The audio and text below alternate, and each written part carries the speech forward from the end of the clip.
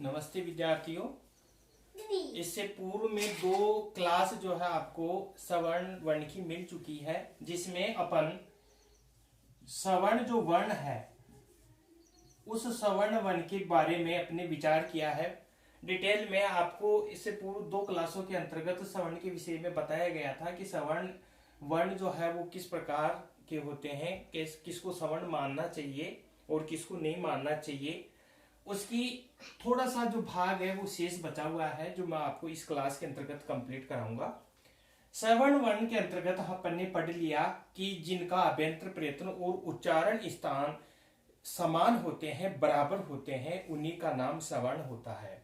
सवर्ण के अंतर्गत अपन ने ये भी जाना कि जैसे ए है, आई है, औ है, ओ है, ये जो चार दीर्घ स्वर है, इन दीर्घ स्वरों में भी हमने ये पढ़ा है कि जहां पर ए और आई है दोनों का उच्चारण स्थान भी एक जैसा होता है और दोनों का अभ्यंतर प्रयत्न भी एक जैसा ही होता है, फिर भी उनको सवर्ण नहीं माना गया है। इसके पीछे रीजन यही है कि पाणिनि भगवान के द्वारा जो चतुर्दश महावेश्वर सूत्र लिखे, उन महावेश्वर सूत्रों में आई औच जो नाम का सूत्र है, वो उस सूत्र से हमें ये ज्ञात होता है कि पाणिनि भगवान ने भी उनको सवर्ण नहीं समझा था।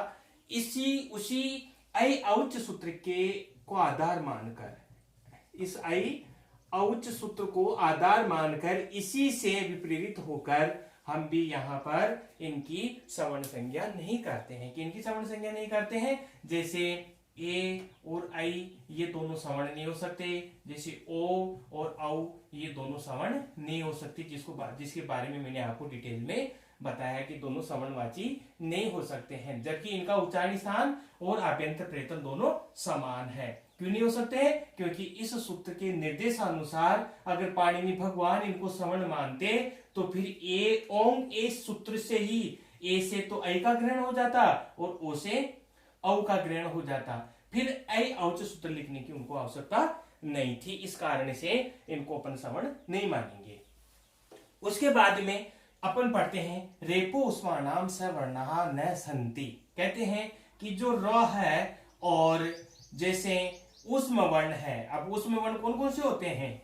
उस्म वर्ण होते हैं जैसे स स ह, ये क्या है? ये सारी की सारी क्या है? उस्म वर्ण है।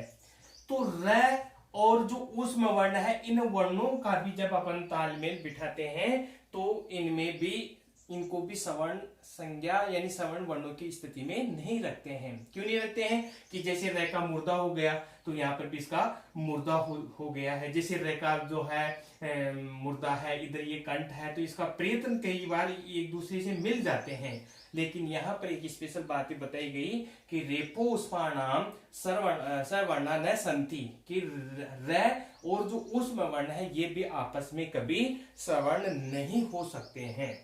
इस सवर्ण की स्थिति में आगे एक पाणिनि भगवान ने एक नियम और बताया है जो सवर्ण के बारे में हमें ज्ञात करवाता है, सवर्ण के विषय में हमें बात ज्ञात करवाता है। देखो, सवर्ण के विषय में एक नियम बनाया, अणु अणु दित सवर्णस्य, अणुदित सवर्णस्य चा प्रत्यय, अणुदित सवर्णस्य चा प्रत्यय।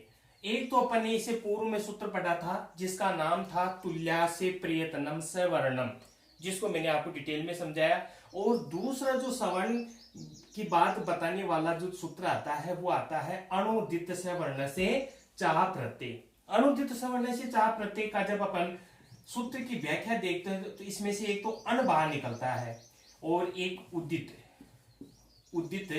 बाहर निकलता है। इसमें से ऐसे अपन इसका जब निकालते हैं तो ये सवर्ण से आ गया, फिर इसमें से च बाहर निकाला और फिर च में से अ प्रत्यय को बाहर किया, अ प्रत्यय। ये जो सूत्र है ये सवर्ण ग्राहक सूत्र है, सवर्ण ग्राहक संख्या करता है, ये सवर्ण ग्राहक सूत्र है। ये भी हमें सवर्ण के ग्राहकों के बारे में बताता है कि कौन कौन से वर्ण ऐसे सवर्ण हो सकते हैं, इसके बारे में हमें ज्ञात करवाता है। इस सूत्र के अंतर्गत है ये जो अण प्रत्याहार है, तो अण प्रत्याहार क्या होते हैं कि हमारी जो चतुर्दश महावेश्वर सूत्र है उनके आधार पर जब अपन अण प्रत्याहार बनाते हैं तो दो अण प्रत्याहार बनते हैं। दो अण प्रत्याहार बनते हैं। और जब अपन सूत्र लिखते हैं तो सूत्र के अंतर्गत अपन ने पढ़ा है कि हम जहां पर लास्ट का वर्ण इत है तो वहां इत की जगह दो जगह न को इत माना गया है, दो जगह न की इत की आवृत्ति आई है। कहां पर आई है?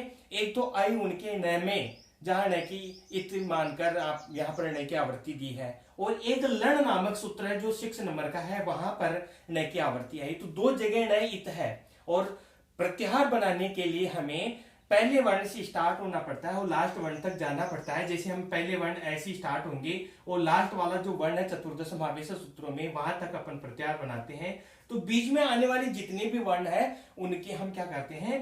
प्रत्याहार नाम देते हैं, प्रत्याहार संज्ञा करते हैं। एक नियम है आदिर अंत्येन संहिता। आदिर अंत्येन संहिता प्रत्याहार संज्ञा करता है कि आदि से लेकर अंत तक बीच में आने वाले जितने भी वर्ण होते हैं उनको प्रत्याहार नाम से जाना चाहिए, जिनकी संहिता संज्ञा होती है। संहिता का अर्थ होता है प्रत्याहार संज्ञा, यानी प्रत्याहार कह सकते हैं अपन। तो यहाँ पर जो अण प्रत्याहार है वो दो बनते हैं। तो अनुदित सवर्ण से चा प्रत्यय में अण प्रत्याहार की बात बताई। अब हमारे लिए यह समस्या ये हो जाती है कि जब अण प्रत्याहार दो बनते हैं तो हमें कौन से न तक प्रत्याहार को बनाना है? या तो आई उनके न तक बनाना है या लड़के न तक बनाना है। तब यहाँ ऐसी समस्या हो जाने पर यहाँ पर पाणिनि भगवान ने स्पष्ट बात बताई कि अनुदित सवर्ण से चा प्रत्यय नामक जो सूत्र में अण प्रत्याहार का ग्रहण किया गया है वो अण प्रत्याहार का ग्रहण परेण नकारतक होना चाहिए। परेण नकारतक होना चाहिए। परेण नकारतक कहां तक? लड़के न तक होना चाहिए। लड़के न तक होगा। जब यहां पर इस सूत्र में हम अण प्रत्याहार ग्रहण करेंगे तो यहां पर आई उन रेल रे के ए ओंग आई आउच हय वरट लण, ये जो 6 नंबर तक का सूत्र है यहां तक के बीच में आने वाले जितने भी वर्ण हैं उन वर्णों को हम किस में रखेंगे? अण प्रत्याहार में रखेंगे। और इस सूत्र के अलावा अनुदित सवर्ण से चा प्रत्यय, इस सूत्र के अलावा अण प्रत्याहार कहीं पर भी किसी भी सूत्र में अगर ग्रहण किया जाता है तो वो पूर्व नकार तक होना चाहिए। कहां तक होना चाहिए? पूर्व नकार तक ग्रहण होना चाहिए। मतलब इसी सूत्र में केवल अण प्रत्याहार को पर नकार तक ग्रहण किया है, बाकी कहीं पर भी कभी भी अपन इसमें अण प्रत्याहार का निर्माण करेंगे तो पूर्व नकार तक करेंगे। मतलब आई उ न तक, यहां तक केवल इसमें 3 ही वर्ण आएंगे। इस प्रत्याहार में कितने वर्ण आएंगे? केवल 3 ही वर्ण आएंगे। जब एक बार प्रश्न पूछा था कि बताओ अण प्रत्याहार में कितने वर्ण होते हैं, जब अण प्रत्याहार में कितने वर्ण होते हैं यही प्रश्न कर लिया जाए तो क्या अपन परेण नकार तक में आने वाले वर्णों तक को बताएंगे और या फिर पूर्व नकार में आने वाले आई उनके तक के वर्णों को बताएंगे? कैसे बताएंगे? तब मैंने आपको ये बात स्पष्ट कर दी है कि अनुदित सवर्ण से चा प्रत्यय नामक जो सूत्र है इस सूत्र को आधार मानकर या इस सूत्र का हिंट देकर ये बात पूछते हैं कि अनुदित सवर्ण से चा प्रत्यय तिस्मिन सूत्रे अण प्रत्याहार से गृह्यते, अण प्रत्याहार का ग्रहण किया जाता है, तब तो आपको लण के नकार तक बताना है। और इस सूत्र का ग्रहण करके या इस सूत्र का हिंट देकर ये बात नहीं बताते हैं तब हमें पूर्व नकार तक का करना है। तो केवल यही पूछा कि बताओ अण प्रत्याहार में आने वाले वर्ण कितने हैं, तो हमें बिना हिंट वाले की वजह से यहाँ पर केवल अपन 3 ही बताएंगे। और ये नाम देकर पूछे कि अनुदित सवर्ण से चा प्रत्यय नामक सूत्र में अण प्रत्याहार को ग्रहण किया गया है,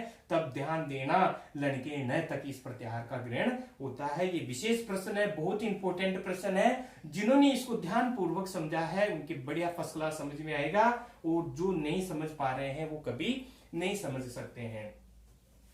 तो यहां पर इस सूत्र के अंतर्गत मैंने आपको बताया कि जो अण प्रत्याहार है वो कहां तक ग्रहण कर रहे हैं? अपन परेण नकार तक ग्रहण कर रहे हैं। तो कहने का मतलब यहां पर ये हुआ कि जो ये अण प्रत्याहार है, एक तो अण प्रत्याहार, दूसरा यहाँ पर कौन सा वर्ण दे रखा है? उदित दे रखा है। उदित। अब उदित क्या होता है? तो उदित के अंतर्गत मैंने पहले भी आपको बताया, जैसे कु, चु, टू, तू, पू, एते उदित है।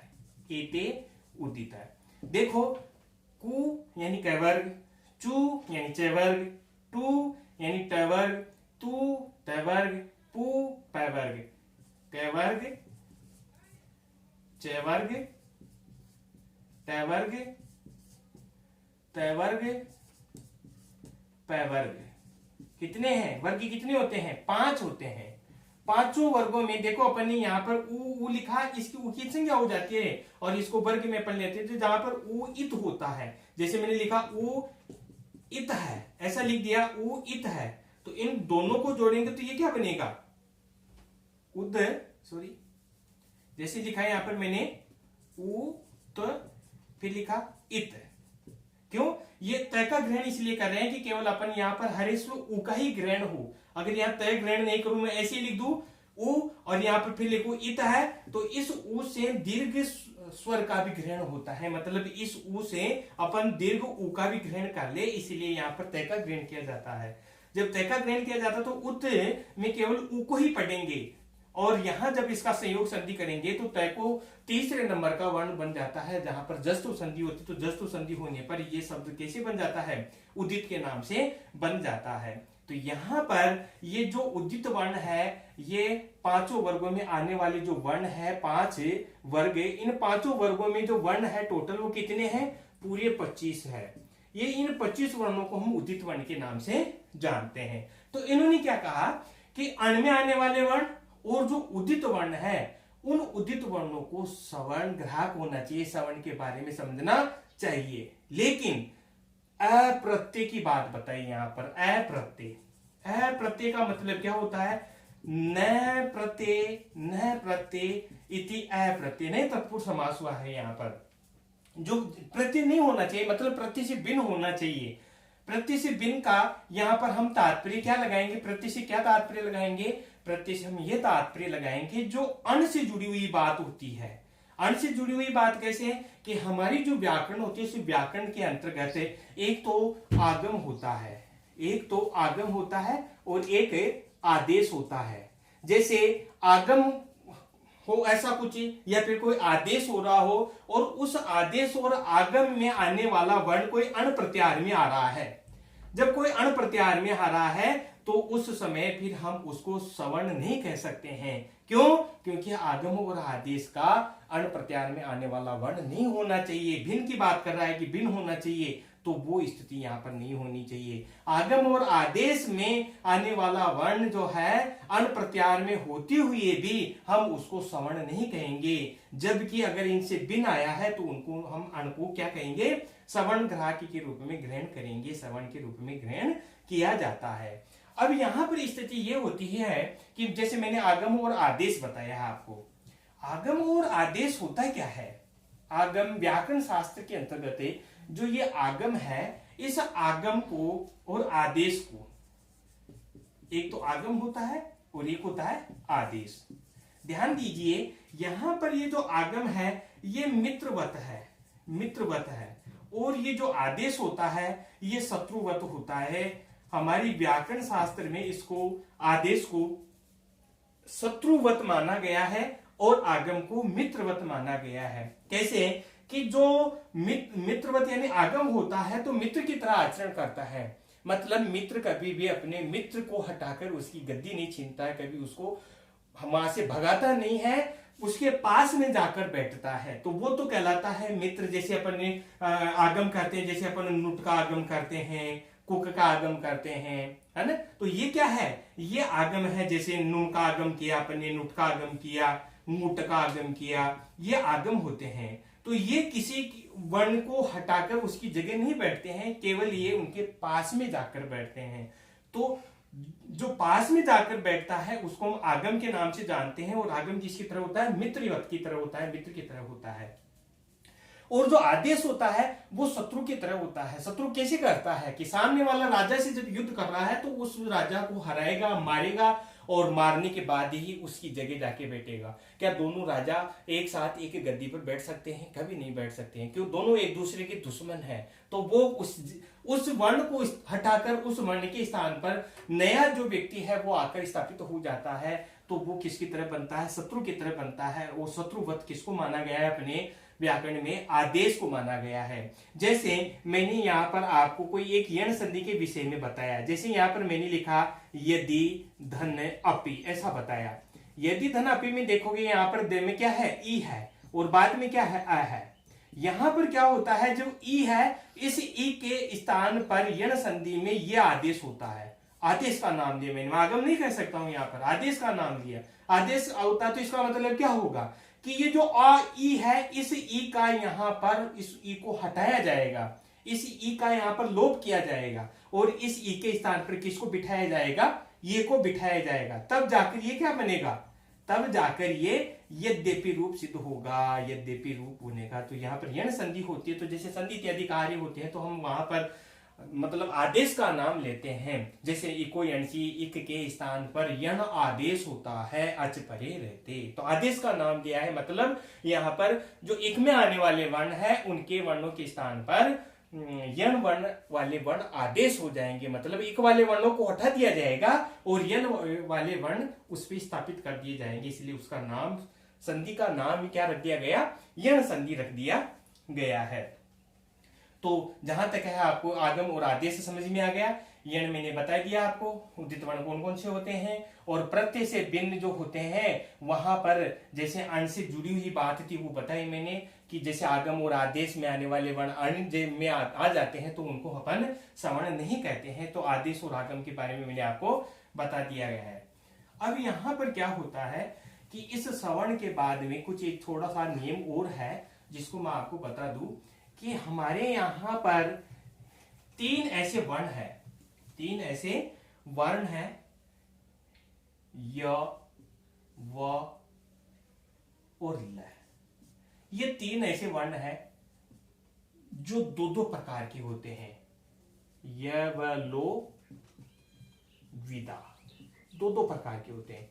यवलो द्विधा कौन कौन से कहते हैं, यवलो द्विधा में एक तो होता है अनुनासिक और एक होता है अननुनासिक। जैसे मैंने लिखा अनुनासिक, एक तो होता है अननुनासिक और एक होता है अनुनासिक। अनुनासिक के बारे में मैंने आपको बताया था कि जो इसका चिन्ह होता है वो इस प्रकार से होता है, ऊपर एक बिंदी लेकर, चंद्र बिंदी, जिसको अपन हिंदी के अंतर्गत जानते हैं तो चंद्र बिंदी के नाम से जानते हैं। और जहां पर अनुनासिक नहीं है, जहां पर अनुनासिक नहीं है उसको हम किस नाम से जानते हैं, अननुनासिक के नाम से जानते हैं। जैसे मैंने लिखा न अनुनासिक, न अनुनासिक के अंतर्गत क्या होगा कि जो अनुनासिक नहीं है उसको किस नाम से जानते हैं, अननुनासिक के नाम से जानते हैं। जहां पर न लगाकर और इस प्रकार से विग्रह किया जाता है तो उस समास प्रकरण में उसको नए तत्पुरुष समास के नाम से जाना जाता है। जैसे अननुनासिक में कौन सा समास हुआ, नए तत्पुरुष समास हो गया है। यहां पर जब अपन यवलो द्विधा मानते हैं कि यवल है, ये दो प्रकार के होते हैं, तो देखिए यहां पर ये जो यह है, अपन मैंने ये साधारण ये लिखा जिसके ऊपर कोई अनुनासिक नहीं है, तो वो तो कौन सा क्या कहलाएगा, वो तो कहलाएगा अननुनासिक। और ये अगर इस प्रकार से लिखा गया हो, इस प्रकार से लिखा गया हो, जैसे मैंने लिखा है यहाँ पर ये ऐसे ऊपर अनुनासिक लगाकर, ये अनुनासिक लगाकर लिखा, क्योंकि अनुनासिक वैसे स्वरों के ऊपर बैठता है, लेकिन यहाँ पर ये वाला में भी ये कहा कि व्यंजन के ऊपर अनुनासिक वाला होना चाहिए, उसको हम क्या समझेंगे, अनुनासिक व्यंजन समझेंगे। तो जहां पर कोई अनुनासिक नहीं है, जहां अनुनासिक नहीं है उसको तो हम कहेंगे अनुनासिक, अननुनासिक। और जहां पर अनुनासिक लगाकर अपन ये लिखते हैं तो ये कौन सा वर्ण कहलाया, अननुनासिक, अनुनासिक वर्ण कहलाया है। अब जैसे वह देखते हैं तो वह को भी एक दृष्टि से तो अपन कैसे पढ़ते हैं, ऐसे ऐसे लिखा मैंने, और दूसरी दृष्टि में मैंने इस ये को कैसे लिखा, जैसे वह को मैंने लिख दिया ऐसे और ऊपर अनुनासिक लगा दिया, तो ये तो अनुनासिक हो गया और ये अननुनासिक हो गया। जैसे मैंने यहाँ पर लगाया ल और फिर लगा दिया मैंने ल, ऊपर अनुनासिक लगा दिया, तो ये तो अनुनासिक वाला हो गया और ये अननुनासिक वाला हो गया है।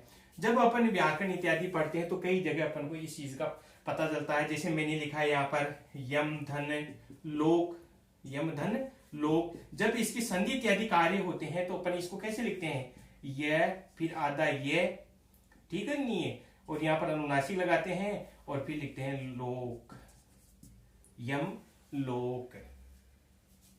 जैसे मैंने लिखा सम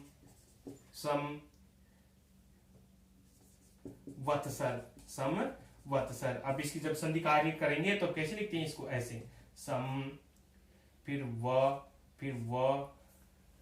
वत्सर, सम वत्सर। जैसे मैंने लिखा यहाँ पर विद्वान, विद्युत लेखा, विद्युत लेखा। तो यहाँ पर तो अनुनासिक वर्ण नहीं है, लेकिन जैसे मैं लिखता हूं यहाँ पर विद्वान, जैसे मैंने लिखा यहाँ पर विद्वान, विद्वान धन लिखती, ऐसे लिख दिया लिखती।